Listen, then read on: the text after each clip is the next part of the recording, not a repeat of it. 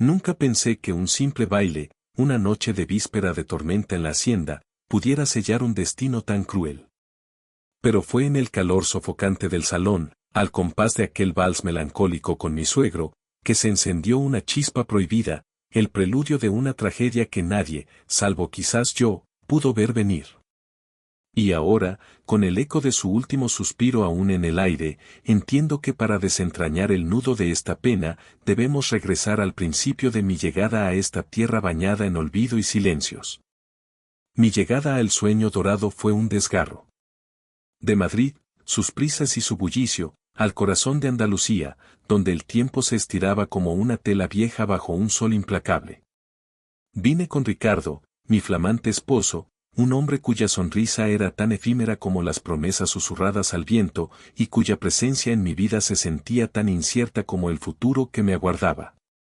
Me casé por amor, o al menos eso creí, por la promesa de una vida diferente, lejos de la monotonía que empezaba a carcomer mis días en la capital.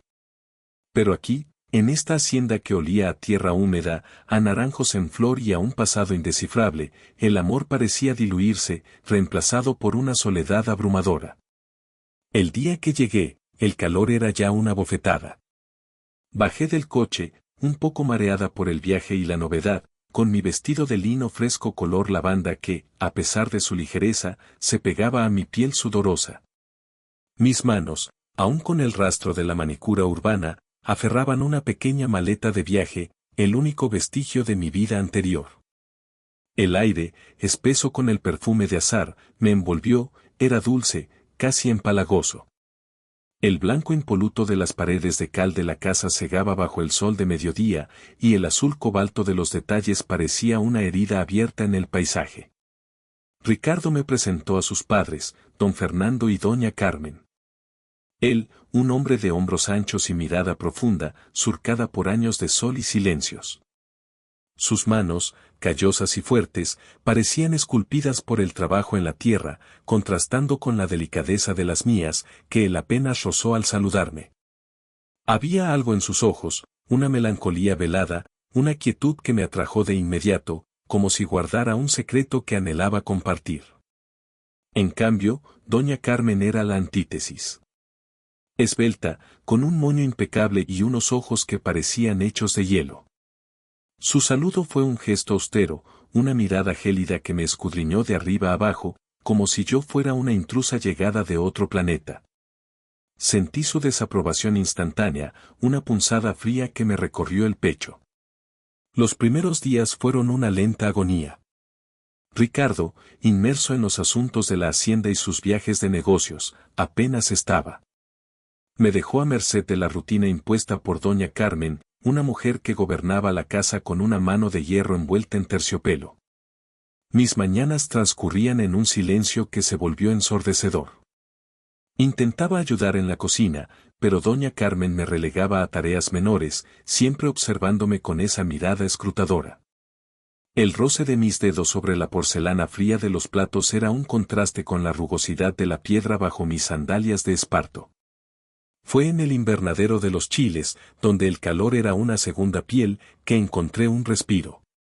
Don Fernando pasaba horas allí, cuidando de sus besos del diablo, así los llamaba, con una risa contenida que rara vez se atrevía a escapar de sus labios. La primera vez que me invitó a ayudarle, sentí una extraña mezcla de nerviosismo y alivio. El aire denso, cargado con el dulzor picante de las plantas, se convirtió en nuestro cómplice mudo. Llevaba un vestido de algodón blanco, fino y vaporoso, que se adhería a mi piel con la humedad, revelando sutilmente la curva de mi cadera al moverme. Él me enseñaba a identificar los chiles maduros, sus dedos rugosos rozando los míos mientras los seleccionábamos. Había una intimidad en esos toques, fugaces y accidentales, que me hacían contener la respiración. Sus ojos, aunque bajos, a veces se alzaban para encontrarse con los míos, y en ellos veía una chispa, un reconocimiento mudo que iba más allá de la cortesía. Era una conexión intangible, pero poderosa, que me dejaba con el pulso acelerado y un rubor inesperado en las mejillas. Ricardo, por su parte, nunca pareció notar mi desazón. Sus conversaciones eran funcionales, sus caricias rutinarias. La tela de su pijama de seda, suave y fría contra mi piel en las noches, era un recordatorio constante de la distancia que nos separaba, a pesar de la cercanía física. Y yo, que anhelaba una conexión más profunda, me encontraba cada vez más a la deriva en un mar de silencio y expectativas insatisfechas. La soledad se había convertido en mi compañera más fiel. Doña Carmen, con su figura espigada y su moño siempre tirante, era un recordatorio constante de la rigidez y las normas no escritas de la casa. Sus palabras eran pocas y sus sonrisas inexistentes. Me sentía juzgada a cada paso, como si cada gesto mío fuera una transgresión a su orden establecido. La tela áspera de su delantal de algodón, siempre impecable, contrastaba con la suavidad de mis manos, tan diferentes de las suyas, curtidas por años de trabajo.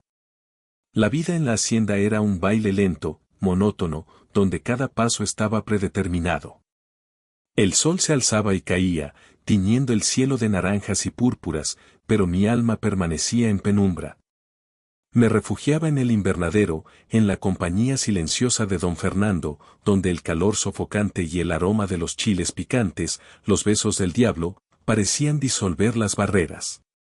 Allí, en la intimidad de las plantas, sentía una conexión que iba más allá de las palabras, un entendimiento tácito que nutría una parte de mí que no sabía que estaba hambrienta. Sus miradas se volvieron más frecuentes, más intensas. Cuando me agachaba para recoger un chile, sentía el peso de sus ojos en mi espalda, en la curva de mis pantorrillas desnudas bajo el dobladillo del vestido.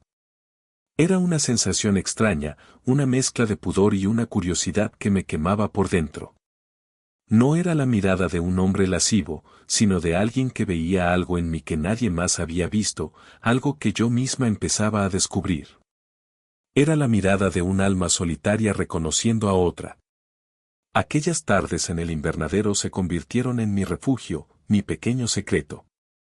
Las manos de don Fernando, fuertes y curtidas, se cruzaban a veces con las mías, un roce que enviaba una descarga eléctrica por mi brazo, hasta el corazón. Los guantes de tela que usábamos apenas servían para mitigar la piel contra piel, la conciencia del otro. El perfume de los chiles, fuerte y penetrante, se mezclaba con el olor terroso de la tierra recién regada y el tenue aroma de mi propio perfume floral, creando una sinfonía olfativa que se grababa en mi memoria. Era en ese ambiente, denso y cargado, donde la tensión entre nosotros crecía, silenciosa, innegable, un fuego lento que amenazaba con devorar la fachada de mi vida. La hacienda, que una vez me había parecido un santuario, se estaba convirtiendo en un escenario para un drama silencioso, y yo, sin saberlo, era la protagonista de una historia que apenas empezaba a escribir. Una historia de deseos ocultos, de amores no dichos y de la inmensa soledad que puede habitar incluso en el corazón de una familia. Las semanas que siguieron al funeral se arrastraron con la lentitud melancólica de la siesta estival. La hacienda, antaño un refugio de luz para mí, ahora se sentía impregnada de un luto invisible, una sombra que se extendía desde los campos dorados hasta los rincones más íntimos de la casa. El canto de los pájaros parecía un lamento ahogado y el zumbido de los insectos en el invernadero, un coro fúnebre. Don Fernando se había marchado, llevándose consigo la clave de sus silencios, pero había dejado a su paso un eco, un testamento de amor y arrepentimiento que resonaba en cada rincón. Mi vínculo con doña Carmen se había forjado en el crisol del dolor. Ya no era la mujer distante y gélida que conocí, el sufrimiento había derretido su armadura, revelando una fragilidad inesperada. Sus ojos, antes tan fríos, ahora se empañaban con facilidad, y su voz, que solía ser cortante, adquiría una suavidad que me conmovía. Compartíamos el té de la tarde en el porche, la luz dorada tiñendo de ámbar los viejos azulejos, y ella me hablaba de Fernando, de su juventud juntos, de los sueños que habían tejido y desechó. No eran palabras de reproche, sino de una tristeza profunda, una aceptación resignada. Me contaba anécdotas de un Fernando joven y apasionado, un hombre al que yo apenas había intuido. Y al escucharla, me preguntaba cómo dos almas que se amaban con tanta intensidad podían haberse perdido en un laberinto de silencios. Mis manos, que